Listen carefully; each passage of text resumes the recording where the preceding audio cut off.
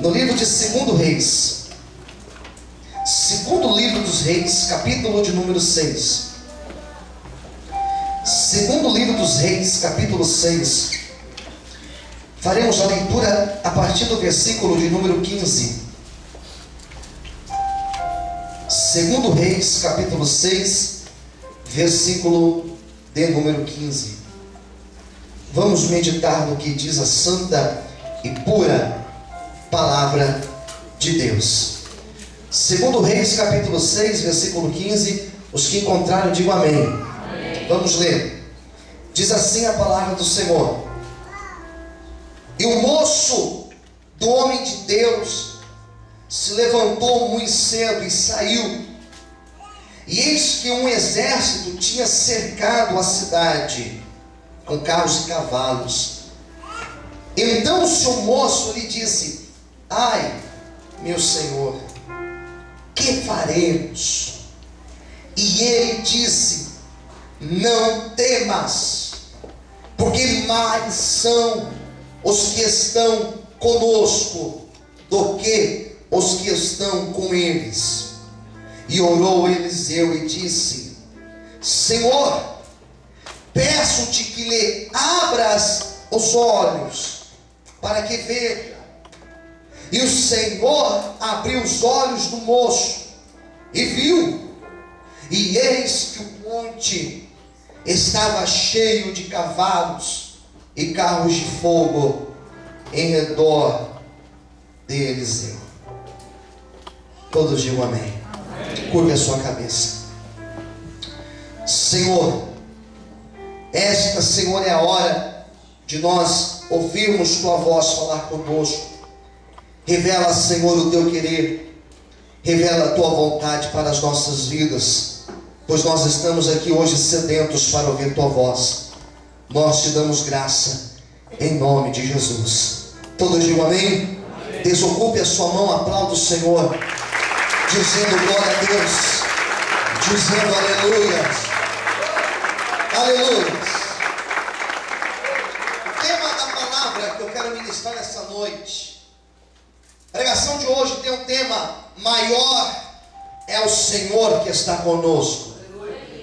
Acho que você não entendeu, vou repetir: maior é o Senhor que está conosco. Amém?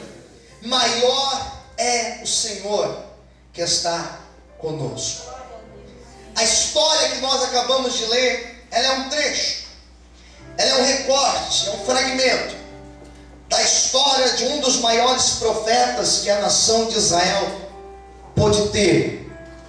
Profeta por nome de Eliseu, profeta que veio de uma escola profética, uma escola tremenda, que era a escola do profeta Elias. Ele foi o substituto direto do profeta Elias. Os nomes são até parecidos, Elias e Eliseu. Eliseu foi um profeta que foi chamado para a obra. Ele já não era mais jovem, ele já era velho, já era um homem maduro, um homem de poucos cabelos. A Bíblia vai dizer que ele era calvo.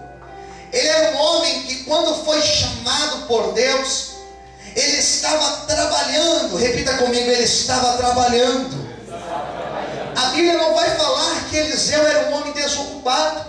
A Bíblia não vai dizer que Eliseu era um homem que estava com a vida ganha. Não, ele era um homem trabalhador. Ele era um homem que trabalhava no campo. Ele era, na verdade, um boiadeiro. Vivia cuidando de bois. Trabalhava e trabalhava pesado.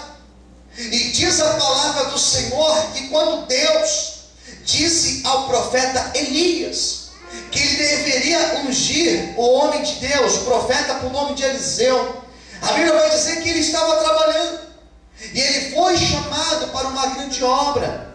Diz a Bíblia que ele começa a acompanhar o profeta Elias nas suas caminhadas, nas suas missões. Ele começou a aprender, e ele aprendeu muita coisa com o profeta Elias. Ele aprendeu com o profeta Elias sobre o poder da oração. Diga para a pessoa que estiver mais perto de você: há poder na tua oração. Diga para essa pessoa, aleluia. Ele aprendeu sobre o poder da oração. Ele aprendeu aos pés de Elias. Imagino eu, Elias, contando histórias para ele. Eu imagino Elias dizendo: olha, Eliseu, teve um dia que eu me encontrei em uma situação bem complicada. Eu estava em Israel e a condição de Israel era uma condição caótica. A nação de Israel estava num verdadeiro pecado. Eles estavam piores do que as nações de Sodoma e Gomorra, aquelas que Deus destruiu no passado. É um povo duro, um povo difícil. E Eliseu perguntou: mas por quê? Mas por que, Elias, o povo estava tão desviado de Deus? Eles estavam desviados porque existia um rei na época, um rei por nome de Acabe. Ele era casado com uma mulher chamada Jezabel, e eles eram terríveis. Eles adoravam a deuses estranhos. Eles adoravam um tal de Deus Baal, que era o Deus que eles diziam que cuidava da fertilidade da terra. É mesmo, é. Eles adoravam a um Deus chamado Acera. Eles edificavam postes, ídolos nos montes. Eles edificavam altares a esses deuses. E Israel estava se desviando de Deus. E aí, profeta, o que acontece? O que acontece? Que Deus não se deixa escarnecer.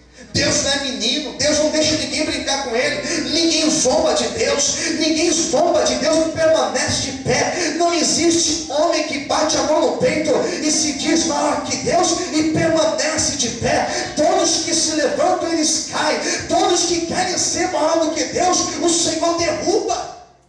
E aí o que aconteceu? O que aconteceu? Que certo dia eu convoquei os profetas desse tal Baal, os profetas de Acera, para um grande desafio. Eu imagino Elias contando, e Eliseu com os olhos brilhando, ouvindo a história do profeta Elias. Parecia um conto de fadas, mas era uma pura verdade. E nós subimos no Monte Carmelo. Eram 450 profetas de Baal de um lado, do outro lado 400 profetas de Acera, e eu sozinho perante eles. E aí conta mais, Elias. E aí que eu falei para eles: olha, vocês podem clamar ao Deus Baal, porque se Baal realmente existir, se Baal for verdade, quando vocês começarem a clamar Baal vai abrir o céu e vai mandar fogo do céu e vai consumir o holocausto, o sacrifício. Então está feito. E aí conta mais. Ele começou a contar que os profetas de Baal começaram a clamar, pegaram lanças e começaram a se cortar por inteiro, clamando a Baal e dizendo: Baal envia fogo, Baal responde, Baal envia a resposta. E aí que Baal não respondia, porque Baal é Deus com letra minúscula. Baal não existe. Baal é ficção. Baal é mitologia. Pode clamar Baal, que Baal não responde. Deu meio-dia, era quase meio-dia. Eu falei: agora é minha vez de clamar. E aí, Elias, o que você fez? Você clamou? Não, antes de clamar, eu consertei o altar que estava quebrado. Quando você conserta o altar, tem resposta de Deus. Eu consertei o altar que estava quebrado.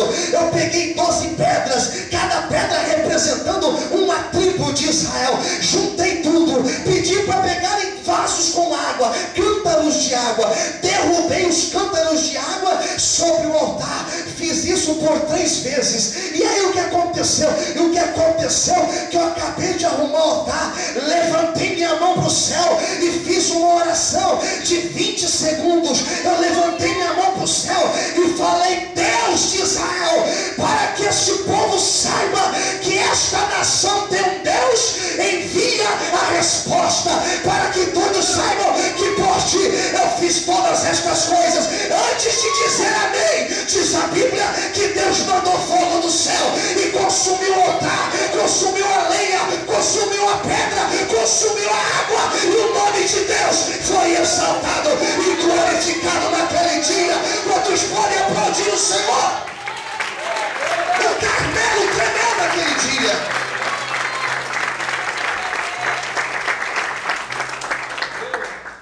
E cada história que Elias contava, Elias dava uma lição. Cada história que ele contava, ele dava uma lição. Qual foi a lição, Elias? A lição é que quando Deus está conosco, nós somos maioria.